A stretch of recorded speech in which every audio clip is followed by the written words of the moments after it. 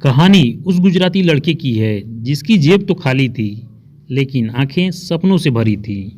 और सपना था दौलत की उस ऊंचाई को छूने का जहां अभी तक कोई पहुंच नहीं पाया था। मैं आपको भारत के द बिग बुल कहे जाने वाले शेयर मार्केट के दलाल हर्षद मेहता के जीवन के बारे में बताने जा रहा हूं, जो 90 के दशक के सबसे बड़े घोटालेबाज थे। और कहा जाता है कि उस समय हर्षद मेहता जिस शेयर पर हाथ रख देते थे वह सोना बन जाता था।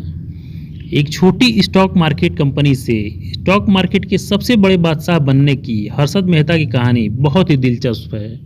तो चलिए इस वीडियो को शुरू करते हैं। और वीडियो शुरू करने से पहले हमारी आपसे रिक्वेस्ट है, यदि आप हमारे इस चैनल पर नए आए हैं तो चैनल को सब्सक्राइब करके बेल आइकन को प्रेस कर लीजिएगा, क्योंकि मैं इसी तरह की वीडियो अपने इस चैनल पर लाता रहता हूँ।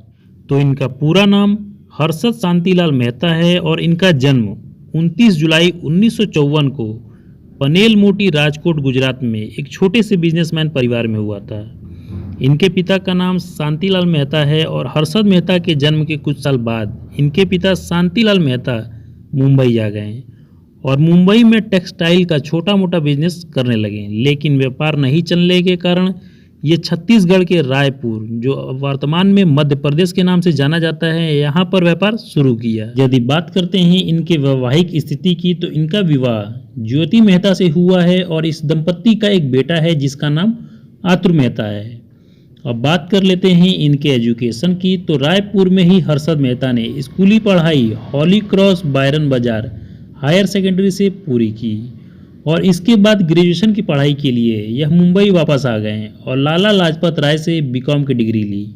अब बात कर लेते हैं यदि इनके करियर की, तो अपनी ग्रेजुएशन की पढ़ाई पूरी करने के बाद यह मुंबई में ही 8 साल तक सीमेंट बेचने से लेकर फाइनेंशियल कंपनियों में नौकरी की और यहीं से इनका रुझान स्टॉक मार्केट की तरफ बढ़ा, जिसके कारण इन्होंने स्टॉक मार्केट की ब्रोकरेज फर्म में नौकरी की और वहां से इन्होंने स्टॉक मार्केट के पैतरे सीखे और साल 1994 में grow more research and asset management नाम की खुद की कंपनी की शुरुआत की और बॉम्बे स्टॉक एक्सचेंज में बतौर ब्रोकर मेंबरशिप ले ली। हर्षद मेहता की कंपनी 1984 से 1990 तक आते आते स्टॉक मार्केट की सबसे बड़ी कंपनी बन गई। अपनी इस सफलता के कारण हर्षद मेहता हमेशा अखबार में छाए रहते थे और हर मैगजीन में इनकी तस्वीरें छपा करती थीं।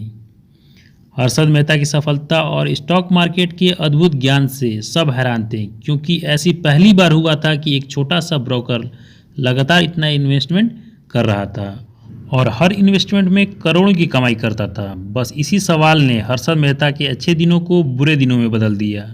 हर्षद मेहता के पूरे राज का पर्दाफाश टाइम्स ऑफ इंडिया के पत्रकार सुचेता दलाल ने किया।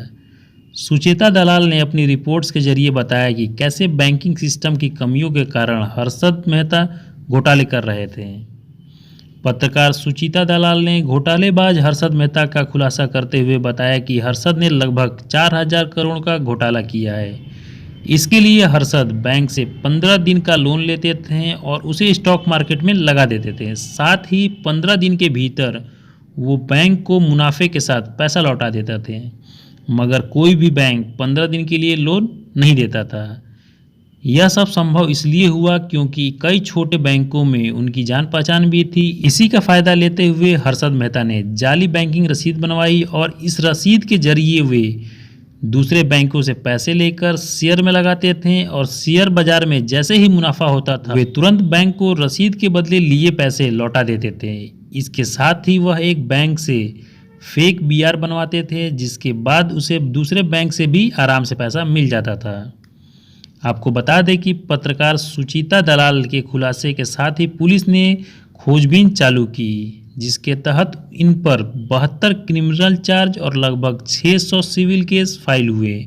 इसके बावजूद भी केवल एक ही केस में सबूत मिल पाए। इसके कारण इतने बड़े घोटाले का दोषी होने के बाद भी हर्षद मेहता को महज 5 साल की कैद और 25,000 का जुर्माना लगा। हर्षद मेहता की मौत जेल में सजा काटते हुए रहस्यमय तरीके से 31 दिसंबर 2001 की रात को सीने में दर्द की शिकायत होने पर इन्हें अस्पताल में भर्ती कराया गया, जहां दिल का दौरा पड़ने पर इनकी मौत हो गई। वर्तमान में फिल्म जगत में हर्षद मेहता के घोटालों पर एक वेब सीरीज बनी हुई है जिसका नाम है स्कैम 1992 दी हर्षद मेहता स्टोरी। तो दोस्तों, ये रही स्टॉक मार्केट के अब तक के सबसे बड़े घोटालेबाज हर्षद मेहता की बायोग्राफी। यदि आपको यह वीडियो अच्छी लगी हो तो वीडियो को लाइक करके चैनल को सब्सक्राइब कर लीजिएगा, क्योंकि मैं इसी तरह की वीडियो अपने इस चैनल पर लाता रहता हूं। और ज़्यादा से ज़्यादा लोगों के बीच में शेयर करिएगा।